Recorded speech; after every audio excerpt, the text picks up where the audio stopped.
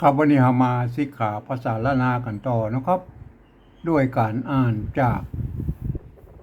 ลักษิลาจารึกที่อันวัดจังกำเมืองน่านนะครับเห็นไหม มันเป็นหลักฐานชิ้นแรกเลยนะครับ ในในละนาของเราเนี่ยมันเป็นภาษาที่เปิ่นบันทึกเป็นหลักฐานนะเป็นครั้งแรกแล้วมันบ่มีอะไรอย่างเลิกเด็กไปกว่านี้แล้วนะครับเห็นไหมมาเมื่อพศ 2091นะครับเห็นไหมจุลศักราชที่910เห็นไหม ครับก็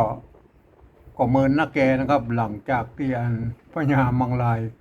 ไปตีอันเมืองละปูนมาเนี่ยโอ้18กว่าพศเห็นไหม กว่าจะมาเป็นภาษาละนาได้ก็โอเคนะครับ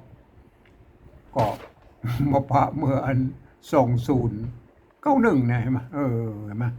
ตั้งแต่นั้นมามันตั้งแต่สมัยอัน พญามังลายเปิ้นไปหันนั้นอัคระละนาอัคระมอนนะครับที่อันละปูนนะ ก็ยังว่ามันก็ยังว่าก็ค่อยๆพัฒนามาเลยนะโอ้เป็น200 ปีว่ากว่าจะมาเป็นภาษาละนาได้มาทั้งที่ก่อนหน้านั้นเมื่ออืมอันต่อนนั้นพระอันต้นของอันศตวรรษที่19นะครับเห็นไหมภาษาละนา ภาษาปักขามของพ่อขุนรามคำแหงเพื่อก็มาเข้ามาเผยแพร่ในตั้งเหลืองเฮานะครับเห็นไหมก็มาถึงแล้วปูนเนี่ยพระสมณะเถระองค์หนึ่งนะครับเห็นไหมก็เปิ้นก็มาอืมเผยแพร่ก็คือจารึก ไว้เป็นหลักหลัก2 หลัก3 หลักกับโมนะครับมาที่อันวัดพระยืนนะครับเป็นภาษาปักขามนะครับไปพอได้นะครับเป็นภาษาปักขามของพ่อขุนรามคำแหงนะเห็นไหมแถมเมินเมื่อกี้ปี4 5 ปี6 ปี10 ปีกับหัวเลยมาเป้ครับทำอันลักษิลาจารึกไว้แถมที่อันวัดเจียงมั่นนะครับวัดเจียงมั่นเจียงใหม่นะครับ เห็นไหมกับเห็นไหมก็ยังว่าก็มันก็บดยังเป็นที่นิยมของชาวล้านนาทางเหนือด้วยได้ไหม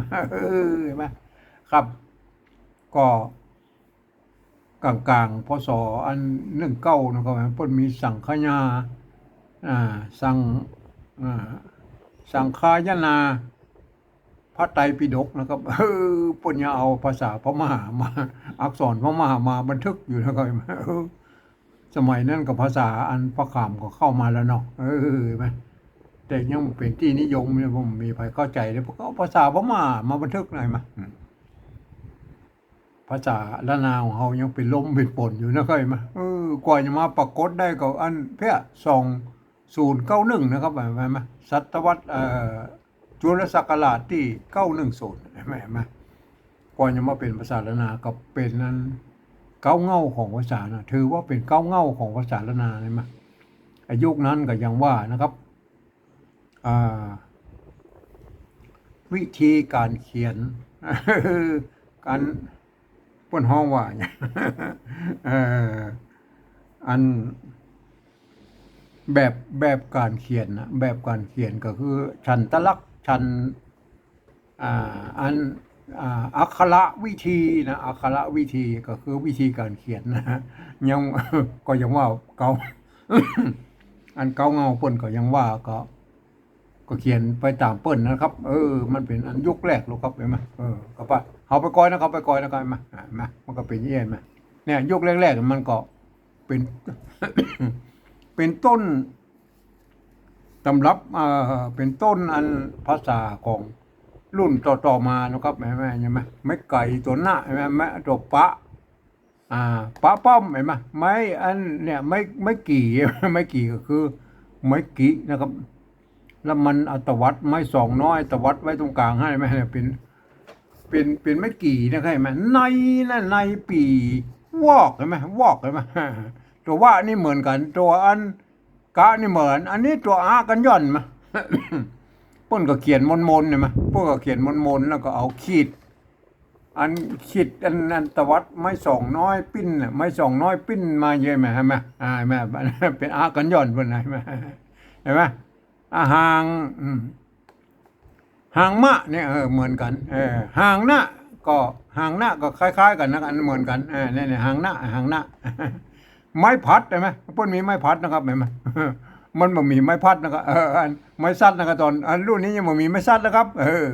เป็นไม้พัดนะครับไม้พัดเห็นไหมไม้ไก่ไม้ไก่ใช่ไหมไม้ไก่เห็นไหมไม้ไก่ใช่ไหมอันนี้เห็นไหมอันตัวอะเนาะอันที่มันจะพอยากหน่อยก็คือตัวอะนะครับเห็นไหมตัวอะเอาไปเซาะพอตัวอะหรออืมตัวอะตัวนี้ก็อย่างอะไรเนี่ยตัวอะตัวนี้ก็คล้ายอันของเฮาอันบางครั้งก่อนนะเนี่ยมันอันเขียนเหมือนเลขสามไทยน่ะสามไทยเนี่ยสามไทยเหมือนเลขสามไทยทั้งหน้าเนี่ยนะมั้ยแล้วก็อันเหมือนกับไอ้ไม่กาและตวัดหางเนี่ยไม่กาตวัดหางนี่เป็นอันตัวอะนะใช่ไหมเฮาไปกอตัวอะทำตัวตัวแล้วอันเนี้ยไปพอตัวอะซ้อพอตัวอะสักตัวแล้วเดี๋ยวซ้อกันเด้อเออเอาตัวอะสักตัวแล้วเนี่ยที่มันบ่ค่อยเหมือนเปิ้นน่ะเออเนี่ยเจอแล้วเนี่ยเห็นไหมมันก็อันเป็นคล้ายๆเลขสามนั่นละคล้ายๆเลขสามนั่นแต่มันบ่สามแล้วมันคล้ายๆตัวพระไปละเห็นไหมเนี่ยคล้ายๆตัวพระก็ขีดอันไม่กาวงมาตรงนี้มันน้อยสักน้อยแล้วก็อันเนี่ยเปิ้นมีขีดอันนี้เนี่ยคล้ายๆอันตวัดอันไม้สองปิ้นจังกลับมาทางนี้เห็นไหมตวัดเหมือนหางม้าน่ะเห็นไหมอันนี้ตวัดขึ้นเห็นไหมอันนี้ตวัดลงเห็นไหมตวัดลงเหมือนกับหางม้าเนี่ยเห็นไหมตวัดลงเห็นไหมตวัดลงอันนี้ตัวอะนะครับตัวอะเห็นไหมตัวจ้าพวกเขียนอย่างนี้เนี่ยตัวจ้าเห็นไหมอันนี้ตัวจ้านะครับเนี่ยตัวจ้าเห็นไหมก็คล้ายๆอัน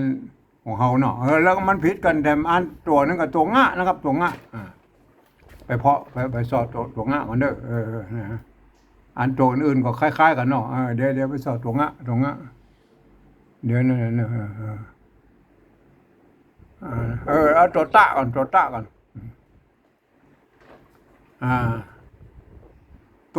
นะครับตัวตะไปไหนแล้ว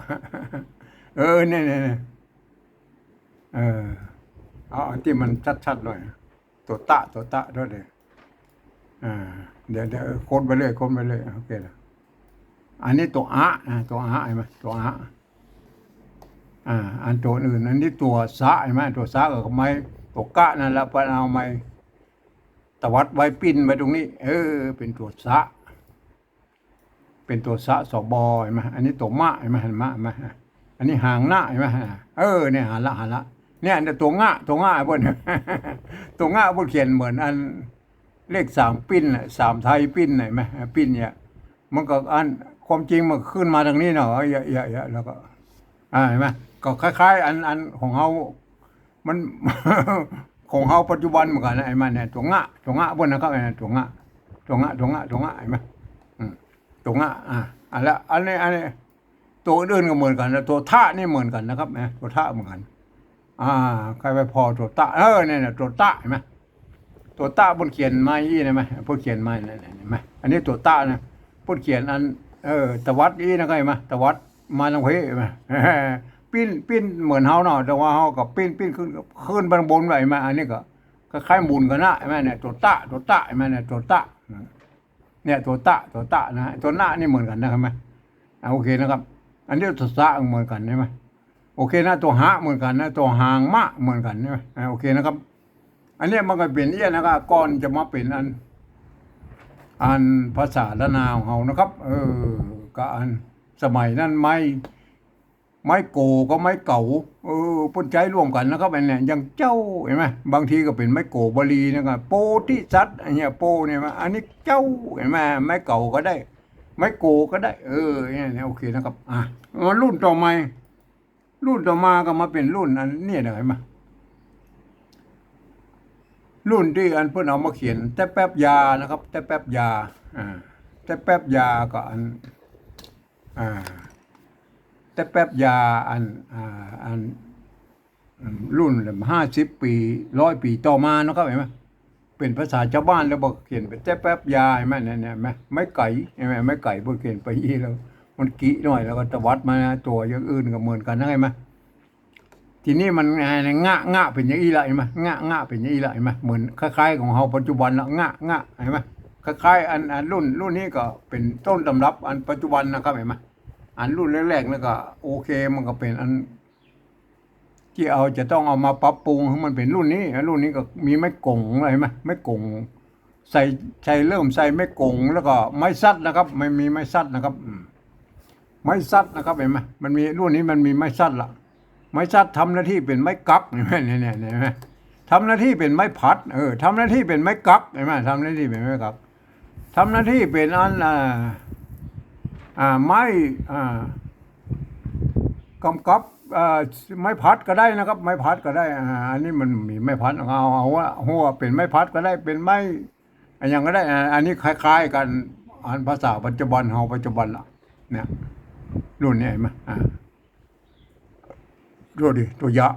โอเคนะครับเห็นไหมรุ่นนี้ยังไม่มีอันไม่เยาะไม่ขอจังนะครับเห็นไหมรุ่นนั้นรุ่นแต่แป๊บยาเนี่ยยังไม่มีไม่เอกไม่โทแม่ครับมันจะมีรุ่นนี้นะครับรุ่นนี้รุ่นนี้เนี่ย200 ปีลงมาเนี่ยฝรั่งมังค่าปนมากาไม้ที่เมืองเหนือเฮาเนี่ยนะครับเห็นไหมอันฝรั่งอังกฤษปนมากาไม้ที่เมืองเหนือเฮาเนี่ยก็ปนก็จำเป็นนะครับปนจะต้องอันทำสัญญาแล้วก็อันกับอันเจ้าหลวงเชียงใหม่หรือเจ้าเมืองเชียงใหม่นะหรือเมืองแปะเมืองน่านกับมัวโอเคนะครับไหมเพื่อจะต้องรับสัญญาเราก็เพื่อจะเอาภาษาอังกฤษมาฮืออันคนอันละนาเซนนี่มันหมดได้เรื่องแล้วมันมาอ่านมาออกเพื่อก็เลยจะเป็นต้องเรียนภาษาละนาเขาแล้วก็แกะเป็นตัวพิมพ์นะครับเห็นไหมลงไม่ได้แท่นพิมพ์มั้งนะครับเห็นไหมเอาเป็นแท่นพิมพ์โฮงพิมพ์นะครับเห็นไหมเป็นตั้งโฮงพิมพ์นะครับไหมพิมพ์เป็นตัวนะบางคำก็พิมพ์ไม่เป็นทำสัญญาทำอะไรอย่างนั้นครับทำกิจการอย่างต่างๆเห็นไหมติดต่ออย่างกับอันภาคเหนือเขาเนี่ยก็อันไหมกับเจ้าหลวงเจ้าอันเนี้ยไหมอันส่วนหนึ่งพวกก็มาเขียนเป็นอันเนี่ยวรรณกรรมมาเนี่ยพิมพ์วรรณกรรมเป็นเล่มมันก็มันจะเป็นข้าวจ้อยซออันอย่างมั่วสะเปดนะครับที่พวกนั้นเป็นภาษาละนาเขาเขียนได้ไหมรุ่นนี้จะมีไม่เอกไม่โทแล้วนะครับก็คือไม่เอกก็คือไม่เยาะเนี่ยไม่เยาะเห็นไหมนั่งเห็นไหมนั่งไม่เยาะนะครับมันงมเห็นไหมเนี่ยก็คือไม่สั้นนั่นแหละไม้ซัดที่สองนะเนี่ยไม้ซัดที่สองนะมันจะเป็นอันไม้โทนะครับไม้ซัดแรกนี่มันก็จะเป็นอันไม้พัดนะครับเห็นไหมนุ่มน้อยเห็นไหมนุ่มน้อยเห็นไหมนุ่มน้อยเห็นไหมนุ่มน้อยเห็นไหมไม้ซัดก็คือเป็นไม้โทน้อยไหมอันนี้ถ้าเป็นซัดแรกเนาะเป็นซัดแรกอย่างเงี้ยซัดแรกเห็นไหมอันซัดที่หนึ่งเนี่ยซัดแรกนี่จะเป็นมันไม้พัดนะครับไม้พัดอันซัดที่สองเป็นไม้ขอจ้างเนี่ยทำนี่มันก็คือไม้ซัดนั่นแหละสองซัดเห็นไหมเท่านุ่มเท่านะเห็นไหมแว่ได้เนี่ยได้ไหมมีไม้ซัดเนี่ยทำหน้าที่เป็นไม้โทเลยไหมโอเคนะครับวันนี้เราจะมาอ่านภาษาละนาของของวัดของวัดจังกำนะครับแม่ไปวันนี้มันเป็นต่อบรรทัดที่3นะครับบรรทัดที่3โอเคนะครับบรรทัดที่3นะครับวันนี้เราเริ่มอ่านบรรทัดที่3นะครับของหน้าที่2นะครับหน้าที่2โอเคนะครับเอาละเรามาเริ่มอ่านดูนะครับแม่เอาละจะได้หันกับวิธีการเขียนเพิ่นในสมัยนั้นนะครับแม่อันนี้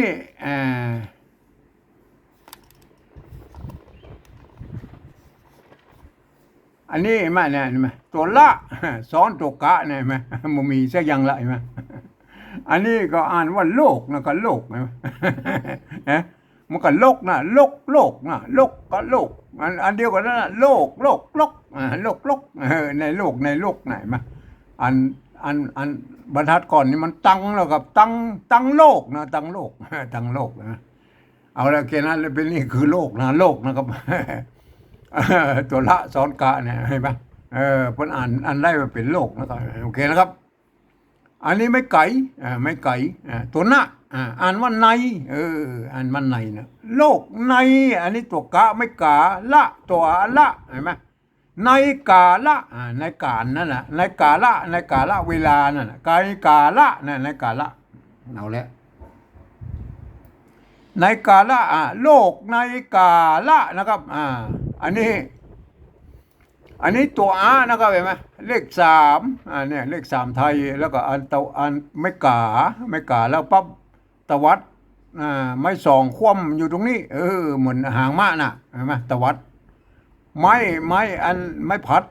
นะครับไม่พัดป้นบ่มีไม่ซัดแล้วรุ่นนี้เห็นไหมหางหน้านะครับหางหน้านี่ค่อยเลื่อนนะครับอันนักอันหน่อยไหมหางละนี่อันหางหน้า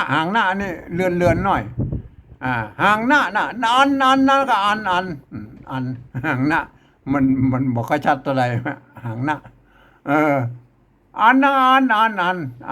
ย่างอันนี้ตัวจ๊ะไม้พัดเหมือนกันนี่แหละไม้พัดไม้พัดนะครับเห็นไหมมันมีไม่สั้นนะครับอันนี้สะกดด้วยตัวกะเห็นไหมอันตอนก่อนนั้นพวกนั้นจักนั้นมันบ่มีตัวกะสะกดนะครับเห็นไหมบางทีพวกก็ใส่บางทีพวกก็บ่ใส่แล้วก็อ่านว่าจักนะก็อ่านว่าจักอ่านจักนะก็อ่านจักกาละอ่านจักนะก็อ่านจักอ่านจักนะก็อ่านจักต่อไปแล้ว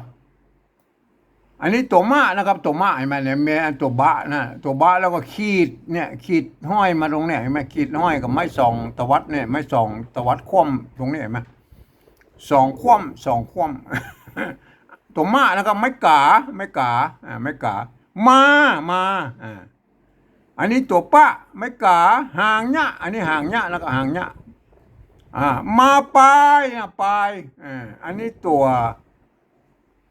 หะเห็นไหมอันนี้ไม่กาอันนี้ตัว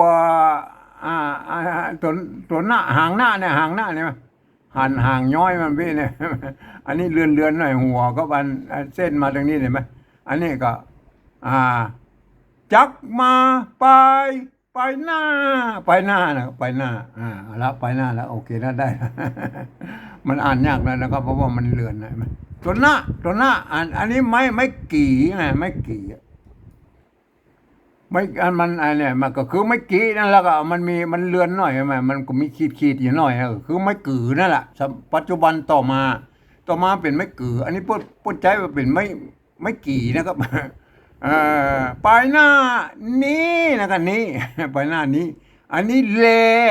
ลตรงตัวแล้วแลนี่แลมันยังบ่มีตัวแลตัวพิเศษเนี่ยนะครับเห็นไหมอันนี้ตัวตะเนี่ยตัวตะตะกี้ไหมอันนี้ก็คือไม่กี่นะครับเห็นไหมไม่กี่แล้วมันมีขีด ขีดอยู่ตรงกลางนี่หน่อยใช่ไหมก็อันเลื่อนหน่อย ก็เป็นอันไม่กี่นะเห็นไหมนี่แหละตี้นะก็ตี้อันนี้ไม่แก่ตัวตะตี้แต่นะตี้แต่อันแต่นะก็อันแต่ตีแต่นะก็เอาตีแต่ดีกว่า เอาอ่านจนได้อะไรมั้ยอันนี้ตัวปะละหงผ้านะครับอันนี้ตัวปะเห็นไหมตัวปะก็อันเป็นปะนะครับปะอันนี้ตัวปะนะครับปะอันที่ตัวปะไม่กี่ปี้นะครับปี้สะกดด้วยอันตัวตะละหงสะกดด้วยตัวตะหงปีตะละนะครับปีตะละปะปีตะละกับปะปิดนะครับปะปิดปีปะปีอันนี้มันเป็นอันตัวสะกดไปละเป็นปะปิดนะครับปิดตะละนะครับปะปิดนั่นน่ะปะปิดปะปิดตะละนะปิดตะละมันเป็นปิดตะละนะครับถ้าเป็นไทยเป็นบอพิษนะครับ บอพิษนะครับถ้าเป็นภาษาไทยบอพิษนะครับปะพิตละนะปะพิตละนะครับอันนี้ตัวตะนะครับอันนี้ตัวกะนะครับอันตะกะนะครับตะพิตละตะนะครับปะตะแล้วก็กะเห็นไหมตัวกะกับกะนะครับกะอันเดียวตัวสาไม่กาตัวหางอันสางปิตละตะกะสร้างนะครับกะสร้างกับ ก่อสร้างนั่นแหละก่อสร้างก่อสร้างก่อสร้างกะสร้างกะก็ใช่แหละกะก็ได้ก่อก็ได้นะครับกะสร้างเอาละเอาไปอ่านนั้นมันอ่านยากนะแล้วก็เพราะว่ามันเลือนไปแล้วก็ครับเอามาอ่านอันที่เป็นอันปริวัติไว้นะครับเป็นอันเอาภาษาไทยมาเขียนเป็นภาษาละนาวเนาะครับอันแล้วก็อ่านมันได้สำเนียงของอันไตยวนจังใหม่นะครับมาอ่านเนี่ยโลกโลกนะกันนี่อ่านว่าโลกไม่โกก็บ่มีอะไรเนี่ยเลยนะมีก็บ่มีมันมีไม่โกใช่ไหมการมันโลกนะโลกในโลกก็คือในโลกนั่นแหละโลกในโลกในโลกตังโลกตังโลกตังโลกตังโลกเอาละเอาโลกก็ได้โลกก็ได้นะก็โลกในโลกเอาในอันนี้ในกา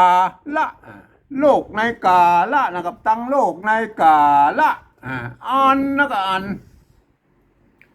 อันจักนะครับอันจักมาอันจักมาไปหน้า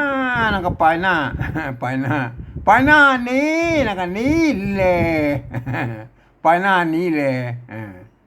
อันนี้ตี้เนี่ยตี้นะครับตี้แต่นะตี้แต่ผ้านะครับตี้แต่ผ้าผ้าปะผ้าปะปิดนะครับผ้าปิดตะละผ้าปะปิดก็คือถ้าเป็นไทยก็บ่ผิดนะครับผ้าปะปิดตะละผ้าปะปิดตะนะครับผ้าปิดผ้าปะปิดตะกะสร้างก็ก่อสร้างก่อสร้างนะโอเคนะครับเอาไปอ่านนั่นรวดหรอกมันได้ใจความนะอ่านไปรวดหรอกเอาละอันปุ้นมันตังนะครับตังโลกในกาละอันจักมาไปหน้านี้แลที่แต่พระปะปิดตะละตะกะสร้างปิดตะละปิดพระปิดตะกะสร้างนะกะสร้างโอเคนะครับขอให้ท่านไปฝึกอ่านกันเนอะก็ขออ่านได้สักบรรทัด2บรรทัดก็ยังดีนะครับไปมาก็ไปสิกขานะครับภาษาละนารุ่นนั้นน่ะมันเป็นรุ่นยุคต้นๆของภาษาละนาเอานะครับท่านก็ไปสิกขาเอาเด้ออันตามที่ผมแนะนำไว้เนี่ยโอเคนะครับวันนี้ผมขอบรรยายเพียงแค่นี้ก่อนนะครับ